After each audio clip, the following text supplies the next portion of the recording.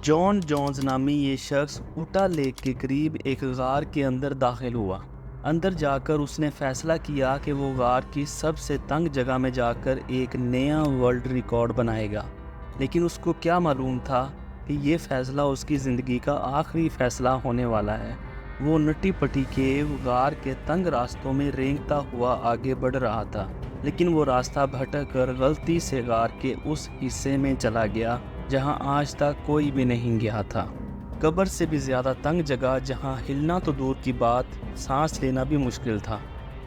और जॉन्स बदकिस्मती से उसी जगह उल्टा फंस गया। ये कहानी 26 साला जॉन जोन्स की है, जिसकी ज़िंदगी के आखिरी 27 घंटे इसी हालत में गुजरे। मेरा नाम है मोहम्मद हसन और मेरे चैनल पर खुशामदीद। नाजरीन, उटा लेक सिटी के करीब छोटी छोटी चट्टानें हैं जहां पर ये नटी पुटी केव मौजूद है। डेल ग्रीन नामी इस शख्स ने 1960 में ये गार दरियाफ्त की और तब से कई नौजवान यहां आने लगे। नटी पटी केव अपने टेढ़े, फिसलने वाले और तंग रास्तों की वजह से काफ़ी मशहूर है। इसके अंदर जाने का सिर्फ एक ही रास्ता है और वो भी इंतहाई तंग है, यानी कि सिर्फ 30 इंच चौड़ा। वो नौजवान जिनकी कमर और छाती 30 इंच से कम होती है, सिर्फ वही इस केव के अंदर जा सकते हैं। यहाँ हर साल तकरीबन 20,000 लोग अपने हुनर को चमकाने के लिए आते रहे, लेकिन 1999 से 2004 तक कुछ ऐसे हादसा हुए कि इस गार की सेफ्टी के ऊपर सवालात उठने लगे। एक मौके पर एक नौजवान इस गार में पूरी रात उल्टा फंसा रहा और दूसरे मौके पर एक 23 साला नौजवान इस गार में फंसा रहा। इन हादसात की वजह से नटी पटी केव को अथॉरिटीज़ ने 2006 में बंद कर दिया। प्रोफेशनल केवर्स को ये बात अच्छी ना लगी और उन्होंने कहा कि जिनका केविंग का कोई एक्सपीरियंस नहीं है, सिर्फ उनके लिए इस गार को बंद किया जाए, क्योंकि वही लोग इस गार में फंसते हैं। दूसरी तरफ अथॉरिटीज़ का कहना था कि नटी पटी केव किसी भी टाइम बॉम्ब से कम नहीं है, क्योंकि ये किसी भी वक्त किसी की जान ले सकती है। अथॉरिटीज़ और प्रोफेशनल केवर्स के दरमियान इस गार के मुतल्लिक जंग चलती रही और आखिरकार नए रूल्स के साथ 2007 में इसको खोल दिया गया। अथॉरिटीज़ ने एक मैनेजमेंट कमेटी बनाई जो गार में सिर्फ उन लोगों को ही जाने देगी जिनका केविंग का एक्सपीरियंस अच्छा खासा होगा। नटी पुटी केव में जाने के लिए 21 दिन पहले अप्लाई करना पड़ता था। इसलिए 60 लेक सिटी के दो भाइयों जॉन और जोश जॉन ने भी अप्लाई किया।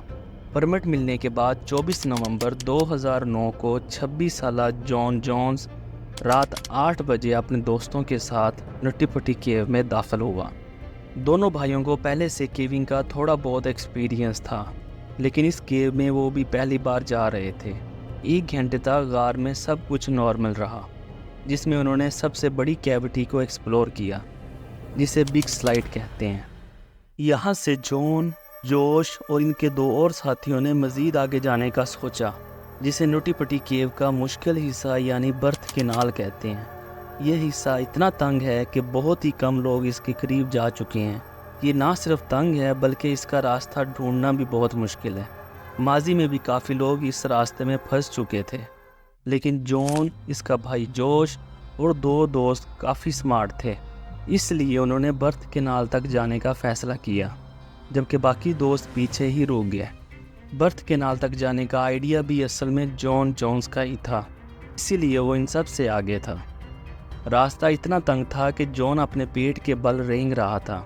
वो ये सोच रहा था कि वो बर्थ केनाल में दाखिल हो रहा है, जबकि वो अनजाने में गलत टर्न लेकर बॉक्स क्रू नामी रास्ते में चला जाता है। इस जगह सिर्फ दुबले पतले केवर ही जा सकते थे। नटी पटी केव के मैप में देखा जा सकता है कि ये वो रास्ता था जहां जॉन को जाना था, लेकिन वो गलती से लेफ़्ट टर्न ले चुका था। जैसे जैसे वो आगे बढ़ता गया तो रास्ता मज़ीद तंग होने लगा। अब वो वापस नहीं मुड़ सकता था। इसी उम्मीद पे वो आगे बढ़ता गया कि आगे रास्ता थोड़ा चौड़ा होगा और वो वहाँ से वापस मुड़ जाएगा। आगे जाकर उसे नीचे एक जगह नज़र आई तो उसे लगा कि वो यहाँ से वापस मुड़ जाएगा। यहाँ से मामला काफ़ी ख़राब हो गया, क्योंकि बदकिस्मती से वो जब 10 बाई 18 इंच के रास्ते में दाखिल हुआ तो आगे रास्ता बंद था और जॉन अब छोटी सी जगह में उल्टा फंस चुका था। उसकी टांगें ऊपर और सर नीचे था। اور جگہ اتنی تنگ تھی کہ اس کے ہاتھ بھی باڈی میں دب گئے تھے، یعنی کہ اب وہ ہاتھوں کا استعمال بھی نہیں کر سکتا تھا۔ جان نے کئی بار یہاں سے نکلنے کی کوشش کی لیکن اس کو کامیابی نہ ملی۔ تب جان اپنے بھائی اور دوستوں کو آواز دینے لگا۔ تھوڑی دیر بعد جب جوش وہاں پہنچا تو اسے جان کی صرف ٹانگیں نظر آئیں۔ تو جوش نے اپنے بھائی کی اس حالت کا پہلے تو مذاق بنایا، لیکن جب اس کو اس سنگین حالت کا اندازہ ہوا تو جوش بھی گھبرا گیا۔ جوش نے اپنے بھائی کو ٹانگوں سے پکڑ کر اوپر کھینچنے کی کوشش کی تو اس سے معاملہ اور خراب ہو گیا، کیونکہ اب جان اور زیادہ نیچے چلا گیا۔ اس پوائنٹ پر دونوں بھائیوں کو لگا کہ انہیں اب پروفیشنل ہیلپ کی ضرورت ہے، لیکن مسئلہ یہ تھا کہ 911 پر کال کرنے کے لیے غار کی اس جگہ موبائل سگنل بھی نہیں تھے۔ تبھی جوش باہر آیا اور کال کر کے دوبارہ اپنے بھائی کے پاس پہنچ گیا۔ 2 سے 3 گھنٹے بعد پہلی ریسکیو ٹیم موقع پر پہنچ گئی۔ ریسکیو ٹیم میں سوسی موٹولا نامی عورت تھی، جنہوں نے 2 گھنٹوں تک جان کو باہر نکالنے کی کوشش کی، لیکن جان ان کی امید سے زیادہ بری طرح پھنسا ہوا تھا۔ آخر کار 2 گھنٹوں کی ناکام کوشش کے بعد سوسی بھی باہر واپس آ گئی۔ باہر جان کی بیوی، اس کی بیٹی اور ریسکیو ٹیم کے 30 لوگ اور بھی پہنچ چکے تھے۔ وہ جان کو باہر نکالنے کے مختلف طریقوں پر غور کر رہے تھے، جن میں ایک طریقہ اس کی ٹانگیں کاٹنے کا بھی تھا، لیکن انہوں نے رسیوں اور پلی سسٹم کے استعمال پر اتفاق کیا۔ اس کو جان کی ٹانگوں پر باندھ کر کھینچا جائے گا، لیکن مسئلہ یہ تھا کہ پلیوں کو غار کے پتھروں میں اس طرح ڈرل کر کے لگانا ہے کہ رسیاں پتھر سے نہ ٹکرائیں اور سارا لوڈ پلی پر پڑے۔ پلیوں کو غار کے پتھروں میں ڈرل کر کے لگایا جانے لگا، لیکن اس میں بھی ایک خطرہ تھا کہ ڈرلنگ کے دوران پتھر ٹوٹ کر راستہ بھی بند کر سکتے ہیں، لیکن انہوں نے اسی طریقے کو مناسب سمجھا۔ 700 فٹ نیچے جہاں یہ کام کرنا انتہائی مشکل تھا، وہیں ٹائم بھی کافی لگ رہا تھا، اور راستے کی تنگی کی وجہ سے ایک وقت میں صرف ایک ریسکیو ورکر ہی اندر جا سکتا تھا۔ اوپر ریسکیو ورکرز کی تعداد 100 سے بھی زیادہ ہو چکی تھی، لیکن وہ کچھ نہیں کر پا رہے تھے۔